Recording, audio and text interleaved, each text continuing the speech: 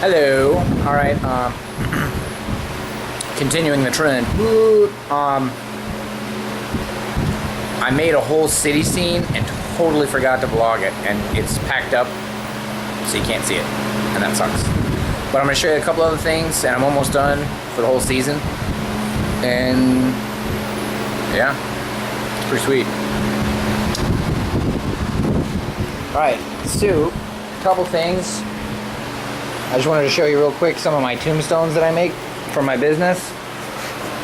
This one is a mossed one, and it's sealed. It's the back, it's all covered with moss. I'm going to drill 2 holes and then glue PVC pipe into them, and then give you rebar. If anybody's interested, I have a shop on Etsy, Missing Finger Productions. And it's on Facebook. If you just search on Facebook Missing Finger Productions, you'll see my stuff. And then this is one without the moss, and then black blood. And again, it's sealed, so it's a little shiny, but the sun will fade that. But that's just some of my tombstones. They're made of rigid foam. There's those. Moving from the business to the Halloween stuff, these columns I made last year, but I'm going to repaint them because I like to restore stuff, and like I put some drywall stuff on it, and it keeps popping off, so I'm just gonna freaking rip it apart. And I got some of these. What I originally did was I rigged up some PVC pipe to save some money. But here's one of my wall panels.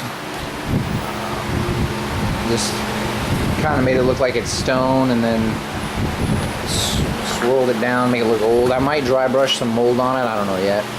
I might just leave it alone because it's going to be awfully dark. I don't think anybody's even going to see the detail.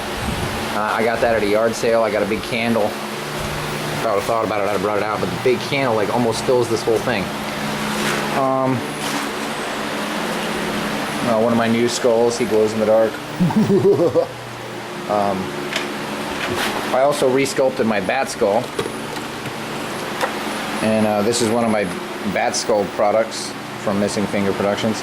I fixed his ears to where they're even, and then I gave him bigger, meaner teeth. And I filled in the bottom because it was a big hole. So, enough about the business. No, it's not. I guess not. Then I also have these skulls.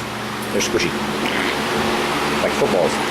So there's the back of my toxic waste city scene. And you can see the green water for the pump to pump up, and it's going through a skull, and it looked really cool. I painted up PVC pipe, and I should have shown you guys, but I didn't. Debating whether or not to make like 4 or 5 more of these. No, 3 more of these. I'm just so cheap. It's gonna make 45 bucks. So we'll see. And my new air compressor. Boss. And this is my pneumatic casket prop I'm working on.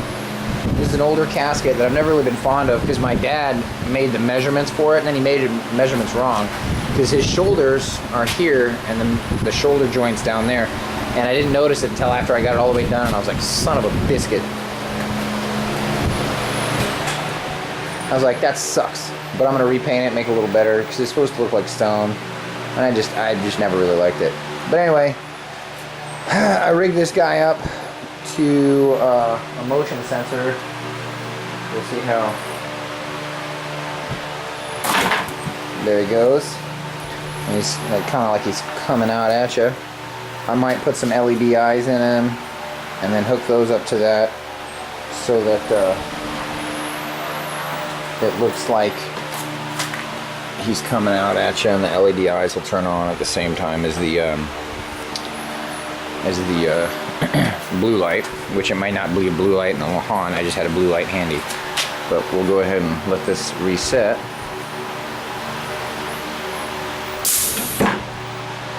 So when you walk by it, it just comes out at you. So that ought to give a couple of trick-or-treaters a scare. And this is a really cheap way to do this. I'm not going to tell you how I made the cylinder because I don't want to be responsible if somebody messes up. I don't have an actual like stainless steel. Sorry, I'm wandering around the garage. I don't have an actual stainless steel like pneumatic cylinder powering this guy, and I just don't want anybody else. It's not that I'm hiding something or making secrets. It's just this is, if you don't know what you're doing with pneumatics, this could hurt somebody very badly. I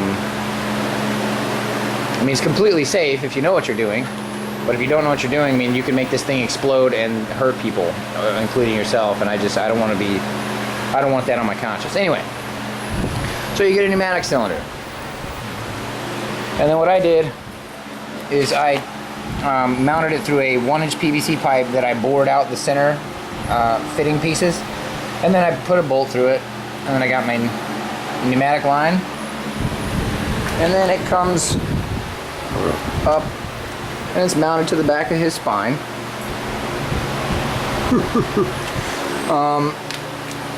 And then I got it down here. I got a solenoid right there, and then I've got one of these. These are $12 at Home Depot, and really easy. I got a little screw-in thing there for the power, and then I got a light there, and then you put it on test and it works. It's just a really cheap way to do it. And I'm out.